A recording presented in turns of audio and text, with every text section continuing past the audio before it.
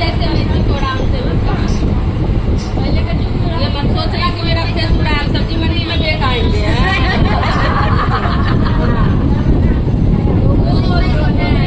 ब्राह्मण बहुत अच्छे थे, पढ़े लिखे बहुत अच्छे, उनकी नाम की हर जगह, उनकी पत्नी थोड़ी सी मिली, कोई बात नहीं। और बहुत अमीर भी थे बेचारे, बहुत धनवान, कमा के इकट्ठा किए थे, बहुत ज्यादा सब कुछ संपन्न, पर उनकी कोई औलाद नहीं ब्राह्मण थे। तो उन्हें कभी कभी जब उम्र ढलते गया तो कभी ऐसा अफसोस आया कि बताओ इतना सारा संपदा हम क्या करेंगे, लेकिन बेकार है हमारी जिंदगी जब उनके औलाद ही नहीं है।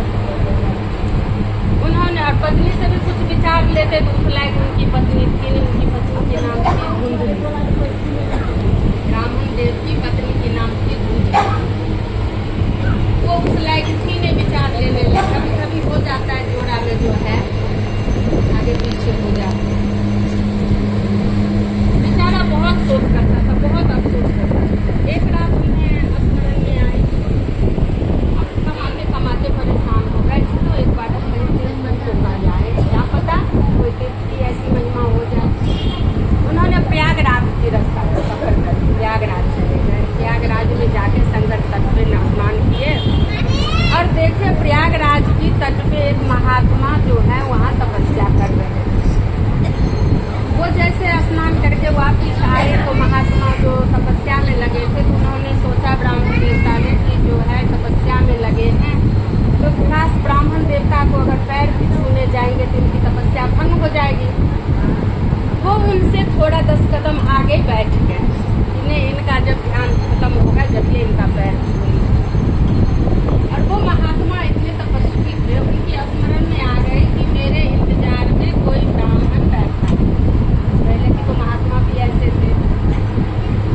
उन्होंने अपनी फिर भी तपस्या करके जैसे आंख खोले तो ब्राह्मण की दृष्टि पड़ी। दृष्टि पड़ते ही ब्राह्मण चट आए और महात्मा की पैर छुए।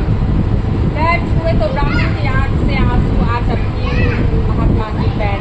उन्होंने उठाया, बोला हो सके बेटा, भावुक हो जाते हैं बेटा, क्योंकि तो ये है। महात्मा ने कहा कोई बात नहीं बेटा, हम तो ध्यान में लगे थे, ऐसे हम कुछ नहीं करते। तो ब्राह्मण ने महात्मा की पैर पकड़ के रोने लगे।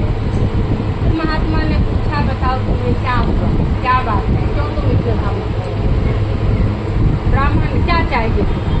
ब्राह्मण ने कहा मुझे तो परमात्मा ने सब कुछ दिया है, कुछ नहीं चाहिए, परंतु उसकी जो है जोत जलाने वाले मुझे एक औलाद नहीं, मुझे बस एक औलाद है।